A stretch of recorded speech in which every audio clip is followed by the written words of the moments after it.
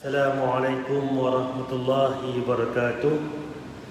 Innal hamdalillah nahmaduhu wa nasta'inuhu wa nastaghfiruh wa na'udzu billahi min shururi anfusina wa min sayyiati a'malina. Man yahdihillahu fala mudilla lahu wa man yudlil fala hadiya lahu. Asyhadu an la ilaha illallah wahdahu la syarika lahu wa asyhadu anna Muhammadan abduhu wa rasuluh. Amma ba'd. Yang saya hormati Tuan Imam Barisan Jawatankuasa Masjid Ar-Rahmaniyah Kuala Perlis, tuan-tuan pemerintah sekalian, pertama sekali marilah sama-sama kita manjatkan rasa syukur kita kepada Allah Subhanahu Wa Taala kelimpah kurnianya dengan rahmatnya dia beri masa kepada kita, dia beri tenaga, dia beri kesihatan, beri kesempatan pada pagi ini dapat sama-sama kita hadir untuk sama-sama kita solat subuh berjemaah. Kita dapat sama-sama sambung kuliah mingguan kita.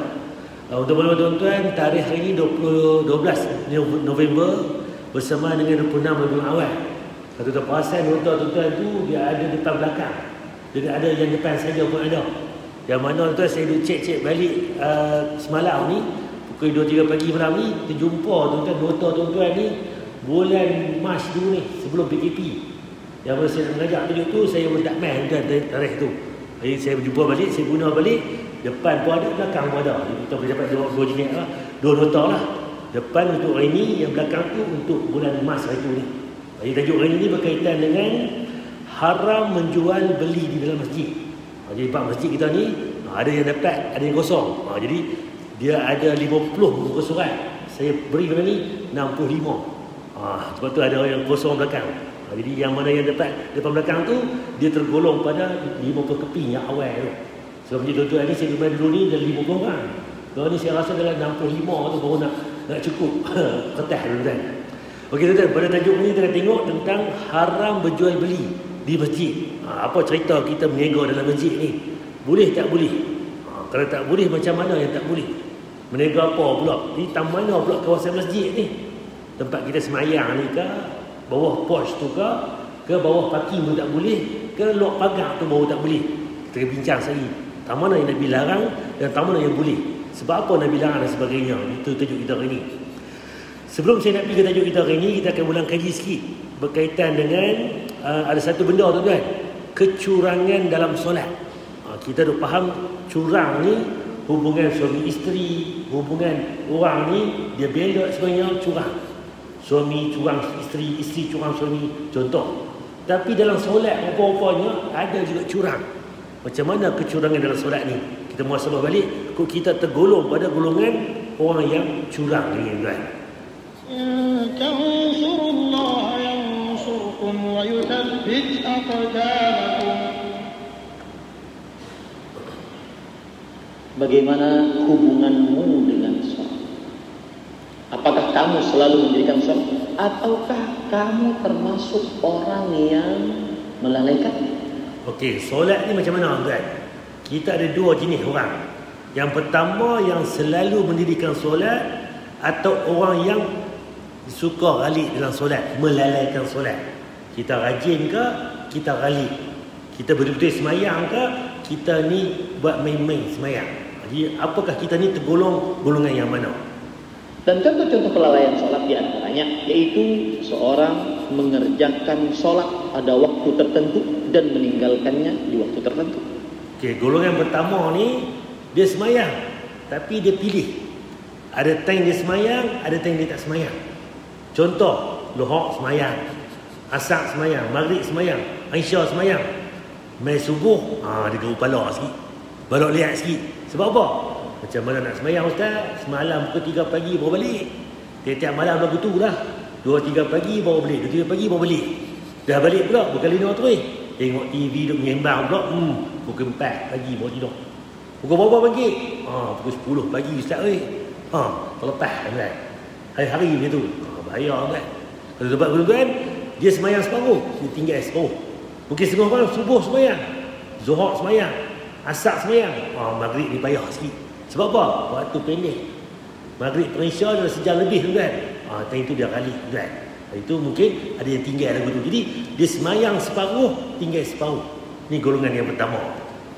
Yang kedua, seseorang mengerjakan sholat di luar waktu dengan sengaja tanpa ada alasan syar'i.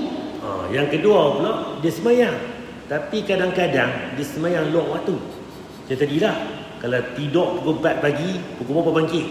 Pukul 10 pagi baru bangkit. Pukul berapa semayang subuh? 10 tu dah semayang. Subuh gajah lagi. Bukan gajah lah tuan-tuan, dinosaur lah itu. Kalau gajah lagi, nampaklah besar juga. Kalau dinosaur ni, lagi besar tuan-tuan. Cerita dia semayang tapi waktu lain. Jadi sengaja dia semayang lagu tu. Sebab apa? Kalau sekali-sekala terlajak tak apa lagi. Sebulan ada lah kot. Kita kadang-kadang tu main waktu-waktu yang ngam-ngam, yang yang atas pagar. Tapi dah hari-hari lagu tu tak betul. Jadi kenapa betul dia kita balik? Yang ketiga, seseorang mengakhirkan sholat di akhir waktu. Sebentar lagi habis waktu sholat, dia baru mengerjakan sholat. Yang ketiga ni dia semayang juga, tapi hujung waktu. Contohnya bila tu kan? Waktu maghrib tu. Sebab apa? Time tu lah cobaan. Pukul 6.30 drama lah. 7 drama lagi. 7.30 drama lagi. Pukul 8 tu. Nak berhenti sebab apa? Tu pun habis berita. Barulah kali nak mandi tu kan. Pergi mandi tu kan. Pukul 8.05. Lepas tu pakai telekung, pakai baju Melayu, pakai baju kepiah tu kan. Semayang. Allah tuan-tuan, Aisyah 8.12, 8.11. Jadi kita mayang hujung waktu masa kecederaan. Tak pun tengah asar. Dia buat macam-macam kerja. Allah, dah pukul 6.45 dah. Dia asar untuk apa? Aisyah apa maghrib kan? 6.59. Tak pukul 7. Senja kan? Dah azan maghrib dah. Cepatnya waktu tuan. Jadi orang lagu ni macam mana? Dia buat buah-buah hujung. Semayang juga. Tapi buah-buah lah. Kalau main bola bagus. Lah gol. Benar. Tapi kalau beribadah kan, takut-takut kita melalaikan ibadah kita. Atau bahkan yang lebih parah, seseorang tidak solat sama sekali. Solat. Jadi orang yang ketiga, yang keempat ni tak solat tu. Subuh tak nampak, lohor tak nampak, asar tak nampak, maghrib tak nampak, Isyak pun tak nampak. Jumaat pun kadang-kadang. Raya pun jarang-jarang. Kacau kan. Jadi cerita dia, tengok balik kita macam mana lah ni. Kalau bawa handset tadi pun, pergi dekat pintu tu scan Mari Sejahtera, tap, tu je. Apa tu Masjid Rahmaniah pukul berapa, nombor telefon. Contoh dirakam kan. Kalau tuan beli barang pun semalam kemarin ni Shopee lah, Lazada 11 tarikh comel kan. Buat iklan. Beli Kuala Lumpur, post barang. Lari sampai Penang dah, sampai Kelantan sampai Rustak dah. Lagi dah sampai rumah kita dah ni. Boleh check tu tracking. Tapi kalau orang ni kan, tak ketahuan nak tahu. Tu tahu mana? Satelit mana boleh cari kan. Sebab apa? Kita manusia pandai mereka kan. Dia hilang tu kan. Jadi itu jenis yang keempat. Solat adalah takaran iman. Sebagaimana perkataan yang menarik dari sahabat Nabi Salman Al-Farisi radhiyallahu anhu. Kita tengok dia, poin dia gambar ni, solat adalah takaran iman, kiraan iman, timbangan iman, benda yang boleh dikira, dihitung. Solat ni tanda kita beriman. Kalau kata orang yang baik itu kan, orang bukan Islam banyak lebih baik daripada kita, derma macam-macam kan, dia beri juta kan, tapi mereka tidak beriman pada Allah kan. Kita kan beriman macam mana? Mesti mengucap la ilaha illallah, kedua kena semayang. Kalau tak semayang, sama kita macam orang di luar sana. Jadi cerita dia, Islam tak Islam, mesti semayang. Itu bukti keislaman kita. Kan? Perkataan ini dinukil oleh Imam Abdullah bin Mubarak rahimahullah dalam kitab beliau Az-Zuhud. Salman Al-Farisi radhiyallahu anhu berkata, solat adalah takaran, timbangan. Siapa yang menunaikannya dengan sempurna, diberikan pahalanya secara sempurna. Solat adalah takaran, timbangan. Siapa yang menunaikannya sempurna, dia beri pahala sempurna. Kalau tuan perasan balik, kita ngajak hari tu ni, bab solat ni, yang mana solat ni Nabi kata, sallu kama ra'aitumuni sholli. Solatlah kamu seperti mana kamu lihat aku semayang. Siapa semayang, Nabi semayang. Dan Nabi ada beritahu hadis sahih pula, semayang kita tak sama. Ada yang mendapat 1/10, 1/9, 1/8, 1/7, 1/6, 1/5, 1/4, 1/3, 1/2 pahala kan. Sebab apa? Masing-masing tak sama kan. Tadi takbir kan, Allahu Akbar, Kan? Tok Imam, Tok Bilal, saf pertama, saf kedua. Mungkin saf pertama ni, saf kedua khusyuk daripada saf pertama. Mungkin orang yang main lambat tadi ni, dia dah semayang dah, dia lebih khusyuk daripada kita, tuan. Sebab apa? Allahu Akbar. Oh, ini hari Khamis, tak pergi ambil baja lagi dekat peladang. Allahu Akbar. Weh, tak bayar lagi apa padi benih. Allahu Akbar. Oh, ni tak boleh baja lagi harum manis. Allahu Akbar. Pukat pun tak pergi bayar ni. Macam-macam kan. Dia main macam-macam. Sebab apa? Dia apa? Kita tak khusyuk dalam semayang. Jadi setiap orang yang semayang tadi pun tak sama. Mungkin orang yang saf ketiga lebih khusyuk daripada saf pertama. Tok Imam sendiri, mungkin orang belakang imam lebih khusyuk daripada imam. Boleh jadi kan? Kita tak tahu kan. Sebab kan semayang pun dia akan dikira nanti. Nabi habar semayang di rumah 1 atau 2 ganjaran. Kita di masjid 27 kali lipat. Tapi yang 27 pun tak tentu juga. Timbangan tadi ni. Macam mana takaran kita? Yang semayang galik, yang semayang lupa, Allahu Akbar, lah Tok Imam bagi salam dah. Kita tak tahu habis. Kan semua? Kita pun duk galik, duk miau lagi. Kan? Tak tahu habis bagi salam. Kita bersalamualaikum warahmatullahi. Mayang juga tapi tak tahu kan. Kalau masa polis tak ketahuan juih. Habis tak habis, tak tahu habis. Kacau juga kan. Jadi semua tak sama kan. Sebab tu sempurnanya semayang macam-macam. Wuduk kita ambil cincai ke, ambil elok dah. Semayang kita fokus dah dan sebagainya. Kalau kita faham pula apa yang imam baca pula, kita akan tahu. Oh, tadi imam baca surah apa, sebagainya. Tentang apa azab, tentang kebaikan, tentang ganjaran syurga, macam mana, sebagainya. Kita tahu kan, kita akan lebih lagi khusyuk kan. Sedangkan siapa yang mengurangi takaran solat, timbangan solat, dia kurangi. Baik itu dengan cara seperti mengakhirkan waktu solat, ataupun kadang solat kadang tidak, ataupun tidak solat sama sekali, ataupun solatnya tidak khusyuk. Kalau kita kurangkan takaran tadi, punya solat pun dia ada timbangan dia ada kiraan dia tuan-tuan.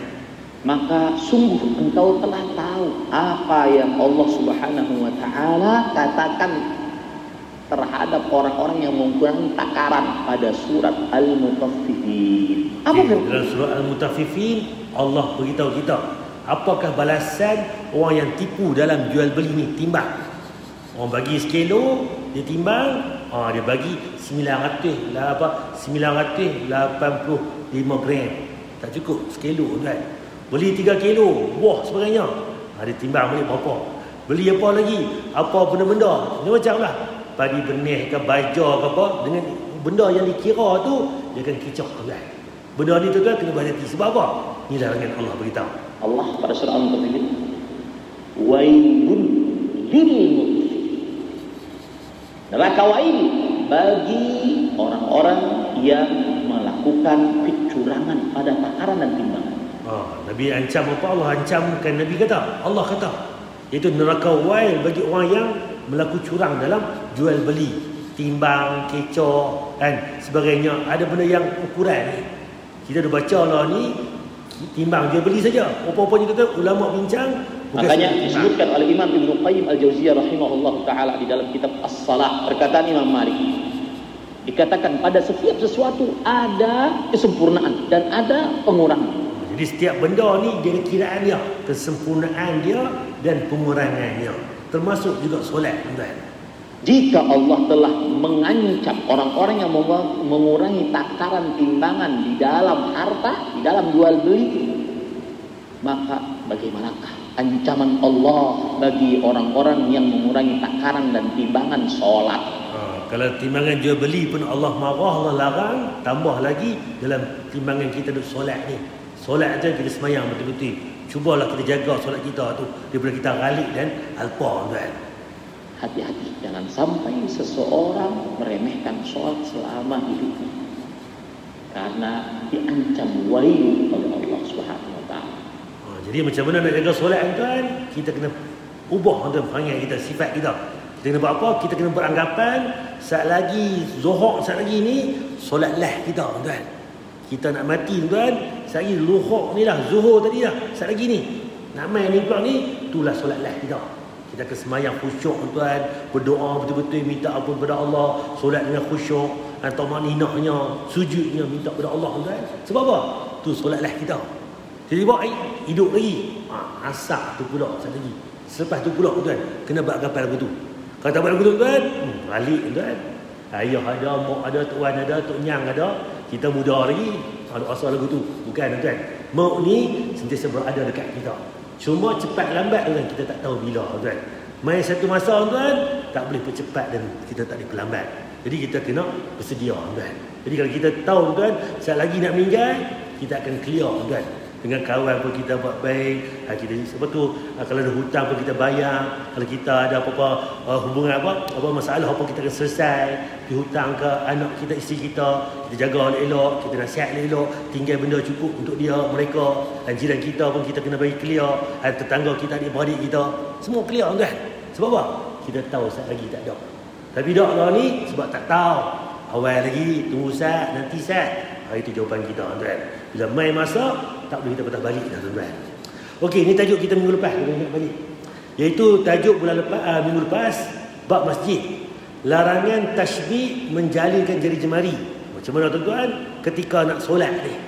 Ni gambar tuan. Macam mana? Tuan ambil jari tuan ni, tuan buh. Ni, bagi dia selip celah jari tuan ni. Ni yang panggil tashbih. Nabi larang kita buat lagu ni tuan. Apa dalilnya?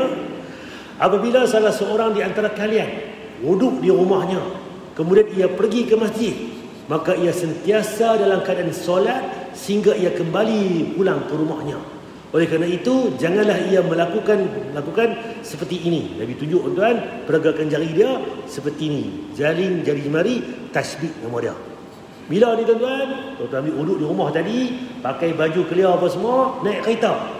Dalam kereta ada anak bawa kereta ke, isteri suami bawa kereta ke, kita ni dalam kereta. Yang pergi buat lagu tu dah. Kan apa pun, kan? Kita tak pasal pun. Kalau boleh tuan, cuba elakkan buat lagu ni. Bila ni? Nak main masjid. Dan bila lagi? Nabi abang pula, ketika dalam masjid pun jangan buat. Lebih lagi Nabi kata, hindarkan buat lagu ni. Ketika solat, lagi-lagi tak boleh buat. Sebab apa? Kalau buat lagu ni, dia berarti solat betul seperti orang yang betul apa pun ni kata tengok tu, apa tu yang zalim kan. Yang solat tu sembahyang Allahu Akbar, sembahyang qiyam. Boleh letak atas ni ataupun kita boleh cekak ni. Boleh kan. Mazhab Syafi'i kita genggam. Tapi kalau kita letak pun ia pun sahih juga, boleh belakang. Tapi tak Allahu Akbar dibuat lagu tu. Letak atas dada dia. Tak boleh buat lagu tu, termasuk larangan tadi. Jadi bila boleh buat ni, Nabi kata apa? Aku lihat Nabi selepas solat, dan itu sahabat buat 4 rakaat. Tapi Nabi buat 2 rakaat, Nabi terlupa. Lepas habis semayang, Nabi duduk di luar masjid, dia mentasbihkan jari jemari je. Cerita dia, lepas semayang baru boleh buat. Cuma kalau kita tengok balik dari ni, kita pergi masjid sampai kita balik, kita dalam keadaan sentiasa dalam solat. Cerita dia bila sampai balik rumah tu lagi clear dah. Jadi cerita dia, jangan kita duduk pergi buat jari-jari lagu tu. Ketika mana? Duduk nak main masjid, duduk dalam kereta ke atas motor ke, duduk main tadi solat dah 2 rakaat, lepas tu sebelum subuh boleh nak tunggu imam untuk Bilal qamat pula, duduk buat lagi jangan. Duduk semayang pun jangan buat. Habis bagi salam tu, kalau nak buat juga jaga. Bila buat Allah tu ada benda yang tak perlu buat. Bila ni sampai balik rumah nanti. Nampak tuan? Tu Nabi buat beritahu. Cuma dalam larangan lain pula, Nabi larang kita pula khutbah Jumaat. Kita pergi duduk orang dengar khutbah, kita duduk sila lutut kita ni, kita pegang lutut kita tu. Tu pun Nabi larang ketika dengar khutbah. Kok mana lenguh kita pun jangan buat lagu tu kan. Ni benda-benda yang Nabi larang. Sebab apa Nabi larang? Wallahu a'lam. Dan Nabi larang kita tinggalkan. Hadis Ibnu Huzaimah Al-Hakim Ad-Darimi sahih kan. Okey, kita pergi lagi sikit lagi tuan. Kenapa umur kita ni dirahsiakan? Allah tak beritahu umur kita ni berapa lama. Duduk kat dunia ni 20 tahun ke, 30 ke, 50 ke, 60 ke, 80 ke. Allah tak beritahu kita umur kita. Sebab apa tuan-tuan?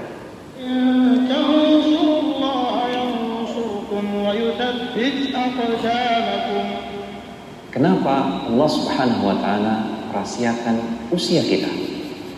Kenapa Allah Subhanahu wa taala tidak memberitahu saja berapa umur kita? Sebab apa Allah rahsia umur kita ni? Kalau ikut boleh saja Allah beritahu. Sekian-sekian beranak tahun ni, meninggal tahun ni. Boleh Allah beritahu.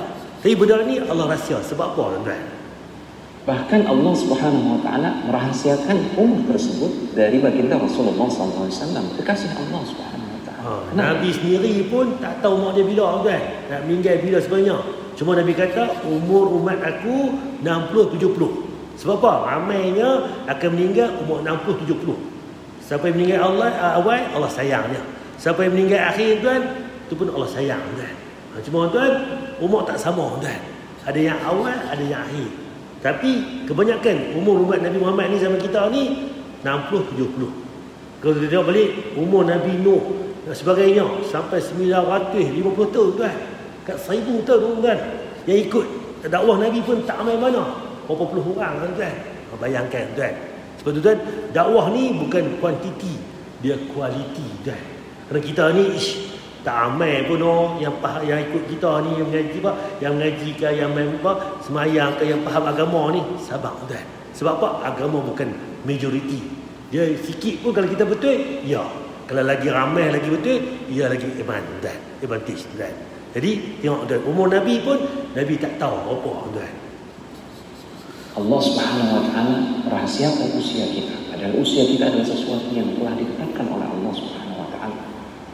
Allah merahasiakan usia kita agar kita bisa fokus untuk mewujudkan tujuan penciptaan, yaitu mengenal Allah, mengagungkannya, membesarkannya, berpikir kepadanya, dan beribadah hanya kepadanya. Tabaraka wa ta'ala. Pasal apa Allah rahsia umur ni? Nabi kita ni sentiasa bersedia. Kita sentiasa ingat Allah, buat apa yang disuruh, tinggal yang dilarang. Maut ni bila-bila masa boleh mai. Kita akan rasa mengharap pada Allah, kita akan rasa takut dengan apa amalan kita, cukup tak cukup, bekalan sebagainya, dan tawakal pada Allah. Itu Allah nak, tuan. Sebab tu Allah rahsia pada kita. Bayangkan jika Allah Subhanahu wa taala mengabarkan kepada kita berapa usia kita. Niscaya hati kita tidak akan fokus. Hati kita akan selalu ditimpa oleh kegalauan, risau. Kalau Allah beritahu umur kita pula, tuan, nak meninggal bila? Kacau, tuan. Nak meninggal lagi setahun lagi. Kalau gebuk dah. Aku ni pahala tak banyak mana lagi. Getak, tuan. Nak tulis nama diri pun tak hati dah. Nak kira tangan pun tak betul dah. Getak dah. Sebab apa? Takut nak mati, tuan. Sebab tu Allah tak bagi tahu. Sebentar lagi kita akan diwafatkan oleh Allah Subhanahu wa taala, sementara amal kita belum cukup. Kemudian bayangkan jika Allah Subhanahu wa taala memberitahukan kita umur kita. Niscaya seseorang akan malas beribadah kepada Allah. Dia cenderung akan menunda-nunda waktu sampai kalau kita Allah beritahu umur kita nak mati bila ni? Umur 95. Wah, sonok, kan? Dah berapa? Dah 35. Awal lagi. Muda lagi. Semua hidup apa? Hidup ni muda sekali je semua hidup. Try bila, cuba bila. Saya lagi main umur 80, 85 baru pulun. Main masjid ke, ibadah solat ke, baca Quran ke, sedekah haji ke, tentu baru kita pulun. Dah ni relax ni 3 kali ganda lagi. Nampak, tuan? Kalau diberitahu awal, tuan, kita akan ralik alpa. Beritahu lah tuan. Tadi tak habis cekak, tuan, tak menang tangan. Sebab apa? Tak bersedia apa, dosa banyak ni. Tak esok nak meninggal. Kalau gabut kita, tuan. Jadi semua ni Allah bagi kita. Sebab apa? Sebab kita untuk kita berjaga-jaga, tuan. Ketika ajal yang mendekat, disitulah mungkin dia baru beribadah kepada Allah Subhanahu wa taala. Sekali lagi, Allah merahasiakan usia kita agar kita berada di dalam kondisi harap dan takut kepada Allah Subhanahu wa taala. Sebab apa Allah rahsia? Nak kita rasa takut, nak kita mengharap, kita pulun ibadah kita. Sebab apa? Hidup dunia ni 60-70 tahun. Tapi hidup akhirat, tuan, selama-lamanya. Kan? Hebat kita kat dunia pun, kaya mana kat kita dunia pun, kita akan mati, tuan. Bukan mati sebenarnya, tuan. Tukar alam. Sekali kita hidup, tuan, roh kita masuk dalam jasad kita ni akan hidup selama-lamanya. Cuma kita tukar alam. Alam roh masuk alam badan bayi kita, alam rahim, perut kita tu. Duduk dalam tu 9 bulan 10 hari. Keluar dekat muka bumi, umur 1 hari, 2 hari, 3 hari lah ni. 5 tahun, 10 tahun, 100 tahun. Dia akan mati pula badan kita yang mati. Tapi roh itu akan masuk alam barzakh. Alam yang mana tak boleh kita masuk dunia, tak boleh kita pergi akhirat. Duduklah tentu sampai hari kiamat. Nampak, tuan? Tu baru ketiga. Duduk alam barzakh pula, tuan, dah kiamat nanti dihisap balik, dibangkitkan balik. Siapa yang time tu hidup, time tu tiupan pertama mati ramai-ramai. Kita yang dalam alam barzakh dah tiup kali kedua. Yang baru mati time tu, yang mana yang mati lama dulu ni Nabi Adam sampai Nabi Muhammad yang akhir itu dibangkitkan balik. Nampak tuan? Di padang mahsyar pula. Di situ panjang cerita lagi. Dikira mizan pula, timbangan kita, buku amalan sebagainya. Al-akhiri baru pergi neraka ataupun syurga. Neraka syurga pula khalidina fiha abada. Duduklah sana selama-lamanya. Panjang tuan. Lah ni baru dia apa? Dia 3 lagi. Dia ada 7, 8, 9 dia lagi. Nak pergi kita tuan. Bersedia tak kita tuan nak pergi akhirat ni? Yang mana hidup kat dunia ni, bawa makan RM1, makan tengah hari cukup lah tuan. Tu pun jenuh lah RM1. Lagi je RM5 pun boleh nak makan dengan ayam, tengok RM7 ke tak? Ni kalau kita nak duduk kat dunia ni, mungkin nak makan saja kan, RM10,000, RM50,000 makan saja mungkin cukup 5-6 tahun, 10 tahun. Tapi nak duduk akhirat ni tuan, kena bekalan yang cukup. Macam mana? Ibadah kita tuan. Sebab tu kita nak bawa kepada Allah ni, pengharapan kita, takut kepada Allah. Itu yang kita buat tuan. Kita berharap ampunannya, kita berharap rahmat. Di satu sisi kita juga harus takut kepada Allah Subhanahu wa taala. Jangan-jangan sebentar lagi kita akan diwafatkan oleh Allah Subhanahu wa taala, sementara amal kita belum cukup. Sementara dosa kita terus menumpuk setiap hari dan kita belum sempat bertaubat. Jadi kita tu tuan, misi kita mai ke syurga. Kita semua ni mai pada syurga. Apa buktinya? Nabi Adam dan Hawa duduk dalam syurga. Kita asal syurga. Dan kita balik ke dunia ni sebab apa? Mai ke dunia ni sebab diuji, dites kita balik. Kalau kita berjaya tuan, kita boleh balik ke syurga, kita balik. Kalau kita tak berjaya kat dunia ni, kita akan gagal. Akhirat kita nanti neraka lah tempat dia. Kita ada pilihan tuan. Kita nak macam mana Allah ni. Nak buat tak buat. Nak beribadah ke, nak tinggalkan asi atau sebagainya. Jadi semua ni atas kita tuan. Kita kena sedar awal tuan. Sebab apa? Kita tak tahu meninggal ini bila-bila tuan. Okey, tajuk kita hari ni, bab masjid, haram berjual beli di masjid. Cerita dia jual beli kat masjid. Apa cerita dia? Yang pertama tuan-tuan, hadis Ahmad Abu Daud, bahwasanya Rasulullah SAW melarang dari melakukan syair di masjid. Nabi larang tak boleh syair kat masjid. Sebab apa? Zaman Nabi dulu ni, orang Arab suka syair. Dia tulis syair, baik-baik syair ni dia pakai pelekat di Kaabah masjid tu. Di Baitullah tu, Kaabah tu, siapa syair yang terhebat tu, dia akan pelekat dekat Kaabah. Macam kita lah, zaman kita lah ni yang pun seronok apa? Jora lagu, hiburan lagu tu, menyanyi semua kan. Sebab apa? Menyanyi itu zaman lah ni, iaitu hiburan kita. Tapi orang Arab dulu ni, syair itu hiburan mereka. Macam kita lah, lagu 10 lagu terbaik, siapa dia kali ni? Itu top 10 sebenarnya. Tapi orang Arab dulu ni, syair yang terbaik akan digantung di keliling Kaabah. Itu yang pertama Nabi larang. Kedua pula, berjual beli. Tak boleh jual beli dalam masjid. Dan ketiga, kita ni berjual beli tadi. Yang ketiga, membuat halaqah pada hari Jumaat sebelum solat. Tuan-tuan, 3 benda ni Nabi larang. Pertama, syair dalam masjid. Kedua, jual beli, tajuk kita hari ni. Yang ketiga pula, buat halaqah pada hari Jumaat sebelum solat. Sebab apa tuan? Hari Jumaat orang ibadah kan? Cerita dia, ustaz boleh tak kami buat kuliah duha pagi Jumaat? Boleh buat awal pukul 9, 8.30, 9, 10 buat. Agak 9.30, 10, 11 tu boleh berhenti dah. Sebab apa? Pukul 11, 12 tu orang akan mai ke masjid ramai-ramai. Dia akan mai beribadah. Kalau kita buat mengaji lagi, hadis, tafsir, semua ni, dia akan mengganggu orang semayang. Ini dalil kata tak boleh kacau orang beribadah. Setengah orang ni, ada seorang ni baca Quran, kuat ni. Ada kawan sebelah semayang. Nabi apa tu sebab apa? Dia bukan telah mengganggu orang setengah ibadah. Dia ibadah juga, baca Quran, betul. Tapi kalau ganggu orang semayang, berdosa besar. Kalau kita baca Quran, ada orang semayang sebelah, kita perlahankan suara kita, bahkan tak dengar tuan. Dia itu beribadah kepada Allah tuan, dia nak munajat, mengganggu dia semayang. Sebab tu tuan-tuan, lepas semayang masing-masing diri lambat. Sebab apa? Ada orang main masbuk, ada orang main lambat, dia nak baca apa pun terganggu tuan. Ni dalil tuan.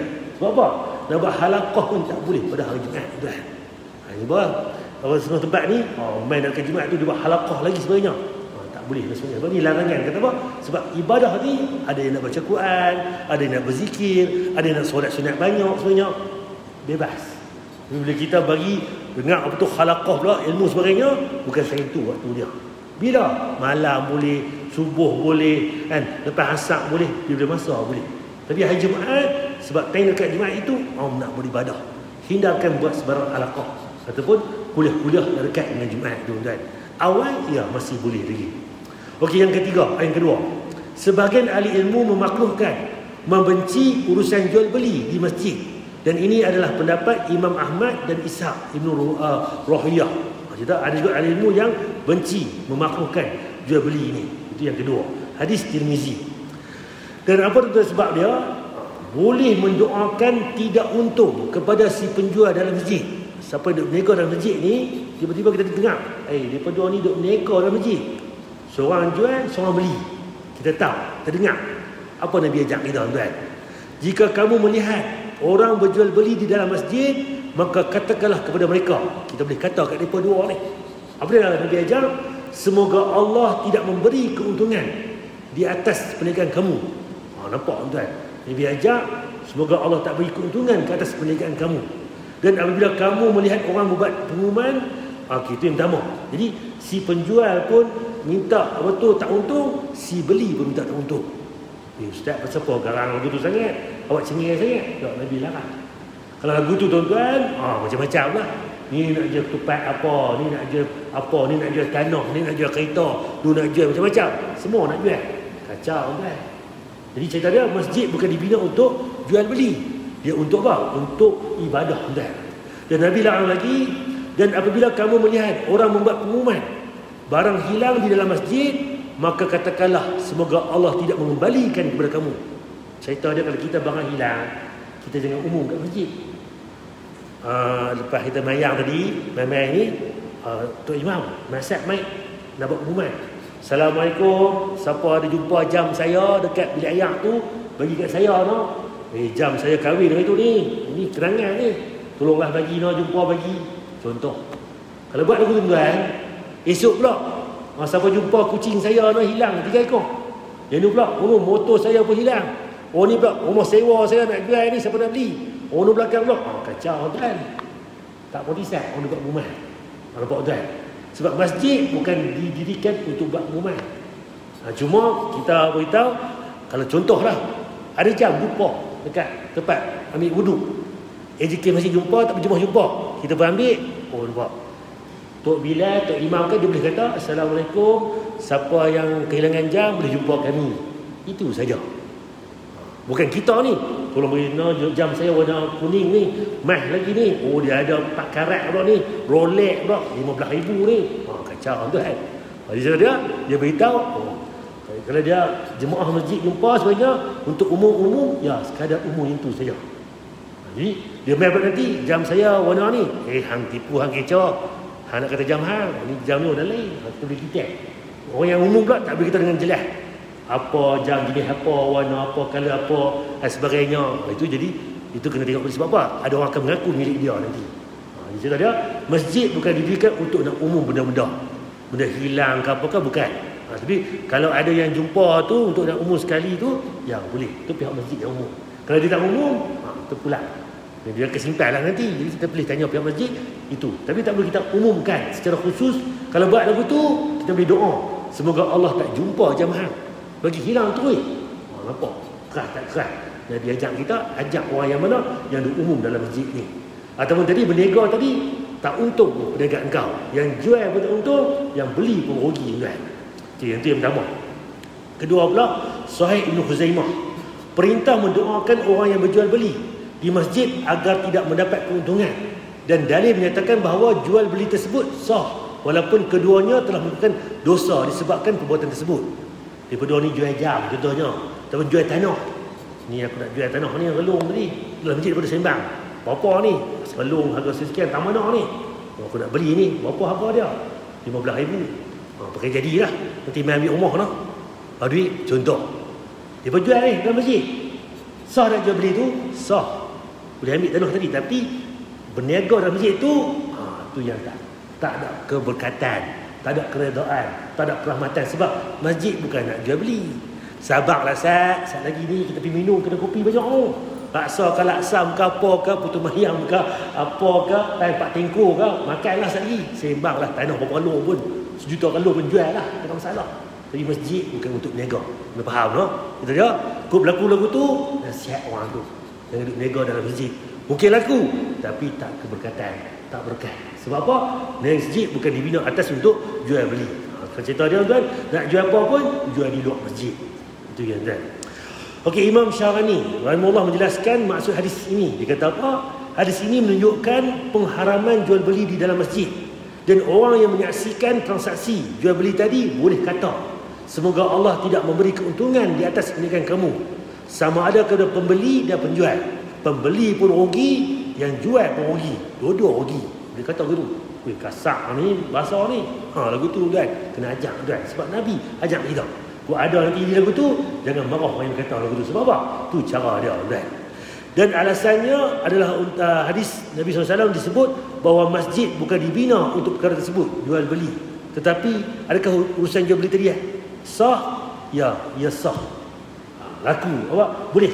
Memang jadi kalau dia bayar 15,000, dia ni pula ni sebagainya ambil, dia jual tadi, tanah tadi laku, betul. Tapi keberkatan dia sebagainya, itu yang kita nak keberkatan. Itu mungkin Allah tarik keberkatan dan sebagainya. Wallahu alam. Dah Nabi larang, kita hindarkan dan. Demikian juga Imam Syafani rahimahullah boleh menegaskan kedua-dua hadis tersebut menunjukkan bahawa diharamkan jual beli, membuat pengumuman berkenaan kehilangan, membaca syair di masjid dan membuat halaqah pada hari Jumaat sebelum solat.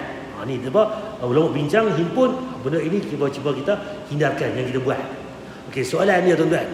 Tak mana masjid ni? Tengah ni ke? Tepi kaki lima tu yang ada bumbung ke? Pos kita ada parking jenazah, buat jenazah mai tu ke? Ke tempat parking kereta kita? Ke gazebo, pondok-pondok tu pun dikira masjid, kawasan masjid? Ke pintu pagar tu, luar tu baru dikira bukan masjid, dalam ni masjid? Bincang tuan. Dia apa dia jawapan dia?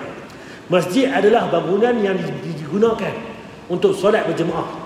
Biasanya bangunan ini dibuat daripada tembok. Ada juga yang dibuat daripada bambu ni, buluh, ada yang tiang sebagainya. Pertanyaannya, apakah teras ataupun halaman masjid termasuk masjid sehingga terkena larangan yang jual beli tadi? Tak mana tuan? Okey, pendapat pertama. Jika teras ataupun halaman masjid bersambung dengan masjid, bumbung ni sambung-sambung, maka atapnya atau lantainya serta temboknya dipagari, maka termasuk masjid. Ini pendapat Asy-Syafi'i dan riwayat dari Ahmad. Berkata An-Nawawi, imam ulama Syafi'i, yang dimaksudkan dengan halaman teras masjid adalah tempat yang bersambung dengan masjid dan di tembok dipagari sekitarnya, maka ini termasuk masjid. Ini ditegaskan oleh Imam Syafi'i dan akan sahnya iktikaf di dalamnya. Yang mana kaki lima tu pun masjid, yang mana selagi ada bumbung sambung-sambung tu masjid. Kalau kita tempat pilih ayam tu pun dikira masjid, sambung-sambung tu. Pendapat kedua mengatakan bahawa teras atau halaman masjid itu bukan bahagian daripada masjid sehingga tidak sah iktikaf di dalamnya, dan sebaliknya dibolehkan jual beli di dalamnya. Ini pendapat Imam Ahmad dan riwayat sahih darinya. Berkata Al-Mardawai, halaman masjid itu bukanlah bahagian daripada masjid menurut pendapat yang benar dan mazhab Hanbali, dan dalam dua riwayat dari Imam Ahmad dalam masalah ini. Yang kata pula kedua tu, masjid ni kita ni saja. Keluar pada pintu tu masjid tu, keluar sikit tu bukan masjid dah. Kalau tempat parking kereta tu pun bukan dah. Walaupun dalam pagar masjid yang sama, dikira masjid itu tempat yang mana yang kita solat berjemaah dalam ni tuan-tuan. Dalil ini apa dia? Mesti rujuk balik. Aisyah kata, para wanita yang beriktikaf jika sedang haid, bila wanita ni main iktikaf masjid, dia pun datang haid, uzur, diperintahkan oleh Rasulullah SAW agar keluar dari masjid dan memasang bilik-bilik iktikaf mereka di halaman masjid sampai mereka suci dari haid. Zaman Nabi dulu ni dalam masjid ni. Tapi kalau dia pun uzur, ada wanita yang uzur tapi dia pun nak iktikaf, tak boleh duduk dalam ni. Dia akan pergi kemah-kemah kita tu, dia buat ni, dia buat pondok sebenarnya, boleh duduk sana tuan. Duduk belakang tu. Dalam masjid juga, tapi di luar tu. Bukan luar pagar. Dalam masjid juga, tapi di luar kawasan solat utama ni. Nampak ni dari kata masjid ni tahu mana? Kita semayang berjemaah tengah-tengah ni. Ni sahih. Siapa-siapa imam pun akan kata sahih. Jadi khilaf tu keluar langkah tu. Kata masjid ke tak dan sebagainya. Itu dari yang pertama. Dalil kedua pula dikuatkan hadis Abbas. Rasulullah SAW memerintahkan untuk merejam terhadap seorang laki-laki dan seorang wanita Yahudi dekat pintu masjid. Pintu masjid mana tuan? Keluar saja tu pun dah jadi pintu masjid dah. Dia cerita dia, Nabi pernah rejam orang lelaki dan perempuan Yahudi ni di pintu masjid tuan. Di depan tu tuan. Itu pun dah dikira pintu masjid. Hadis hasan. Jadi cerita dia tuan, banyak dalil yang ketiga pula. Bahawa Umar Al-Khattab melihat kain sutra dijual di dekat pintu masjid. Lalu dia berkata, wahai Rasulullah, seandainya engkau membeli ini, lalu engkau memakainya pada hari Jumaat dan memakainya untuk menemui utusan-utusan jika mereka datang kepadamu. Rasulullah SAW pun berkata, sesungguhnya orang yang memakai ini hanyalah orang yang tidak memiliki bagian akhirat. Sebab kain itu kain sutra. Dia berjual di mana? Di luar pintu masjid. Kita keluar pintu masjid, ada orang jual. Jual apa? Minyak wangi ke, kalau lebih negara Arab kan. Kat Madinah sebenarnya, minyak wangi, minyak atar, kayu suji sebagainya, boleh jual mana? Keluar pintu saja masjid, ada orang jual. Boleh jual di situ. Cuma yang tak boleh tahu mana? Kawasan merah kita ni, tempat semayang, semua kata tak boleh. Sahih. Cuma bila pergi kat luar tu pula, ada yang kata tadi boleh, ada yang kata tak boleh. Itu pandangan. Nak cantik clear, jual luar pintu masjid terus. Lagi clear, selesai masalah. Keluar pada khilaf. Cuma kekuatan tadi, kalau ada orang jual juga kat pintu masjid yang tepi macam pos kita, tempat parking motor tu, masih boleh lagi. Sebab dalil tadi, Nabi rejam orang Yahudi dengan laki tadi di luar pintu masjid.